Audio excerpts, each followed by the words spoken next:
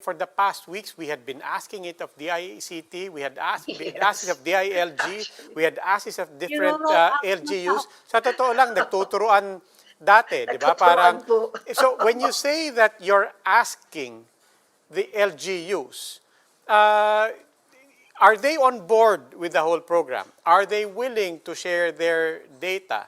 What was the bottleneck here? Because we've been talking about this for 2-3 months already. And yun lang po, ano po ibig sabihin na inaano? And is it just a matter of updating it? Or is it more fundamentally still trying to get the LGUs to say, sige, we are all on board in this one direction? It's not, it's different LGUs, different experiences, different challenges, no, for different LGUs. Ganun na lang ang sabihin natin. Yesterday, we had a meeting sa IATF, particularly on this issue. So, ang na-resolve kagabi is that DILG will push the LGUs even some more to update yung pag-upload ng data. We are asking help from the different leagues, from the provincial league to the municipality league to the city leagues, to help us push this some more. Yeah, but sir, ito lang yung quick lang. Is it a technical problem and logistical problem getting them together, or is it a political problem? I think with everything that is overwhelming the LGUs already, we just need to nudge them some more. Because I think it's just the LGUs are very much overwhelmed with so many things that they need to do. So it's just we just need really the commitment of the LGUs to really push for this, yung pag-upload. Kasi siguro in terms of the priorities of the LGUs, baka lang medyo napunta yun sa back burner kasi may hinaharap pa silang Delta, may hinaharap pa silang vaccination, So I think it's just a matter of systematically committing to this, and when I say systematically, really putting a point person na in charge sa pag-upload. Sino ba dapat talagang in charge? Sino dapat mag-push sa LGU? Sino yung magsasabi, oy, kailangan na namin yung data nyo kasi nahihirapan kami mag-coordinate system ng mga hindi maging interoperable yung mga LGU system dahil kulang yung data. Sino ba dapat talaga in charge? Well, pagdating sa health data, it's DOH, no? Ang repository talaga ng lahat ng yan. When it comes to contact tracing, it's DILG together with DOH. So dapat may integration ng data ng DOH at DILG. But for this particular program, yung sa vaccination, it's DICT kahapon asking for DILG to help push the LGUs some more. Yeah, pasensya na po, balikan ko lang yung question because it really sounds very political.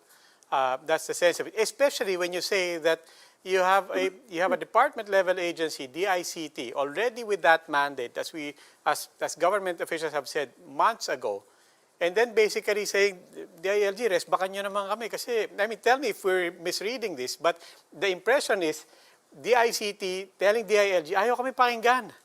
Hindi nagko-cooperate sa amin. And the other irony here is that everybody keeps talking about we need the economy to keep going. Everybody, including the LGUs in the private sector, saying that vaccine cards are so important to this.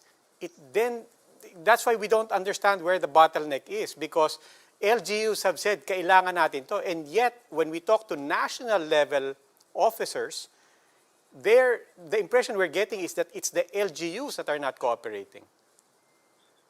Well, I think one of the challenges kasi ng DICT is wala silang regional presence, no? That's the reason why they need DILG. But we're just talking about NCR, sir. Kahit NCR lang muna ipag-usapan natin. Yeah, that's why yung pilot testing is with NCR. Actually, it's with San Juan. So the DICT in its presentation yesterday was already able to show proof of concept using San Juan as the example. So now what we really need to do is just push more and more LGs to do the uploading, to constantly and update yung pag-upload nila ng data. Kasi may mga certain problems like the usual, the spelling, the birth date, all of these technical problems when it comes to uploading the data and making sure na tama yung pag-upload ng data. Remember, not all LGUs, ang nangyayari no, in some LGUs is sinusulat kamay, Yes. and from sulat kamay, ine-encode, and then may problema sa encoding kasi mali ang spelling, mali ang... So these are technical issues. And then you multiply that by the number of LGUs that are doing the vaccination. So it's not as easy as it seems.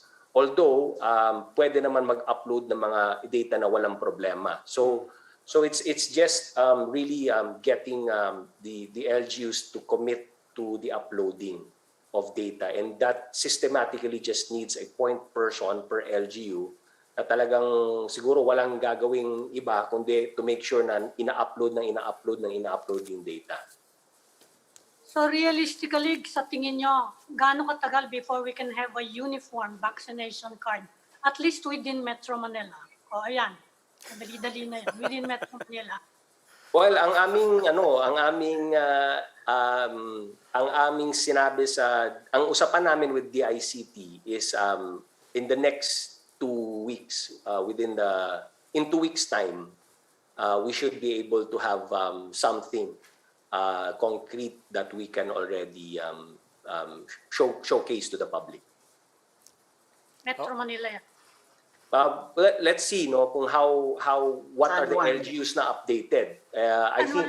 I think if we're able to show that it works in San Juan, then I think pressure will be on other NCR cities to follow suit, di ba? So perhaps in 2 weeks time, baka yung NCR nga will be able to have something more concrete that we can showcase and maybe showcase a working model for NCR. Magawin daw pilot area ang San Juan for the vaccination card, yung maganda ng klase. Can you tell us more about it? Naabutan ko nga yung latter portion ng interview ninyo kay Cabsec kanina. And yes, actually, madalas din po ako natatanong, kailan ba lalabas yung DICT vaccination cards? Right now, wala pa ho talaga.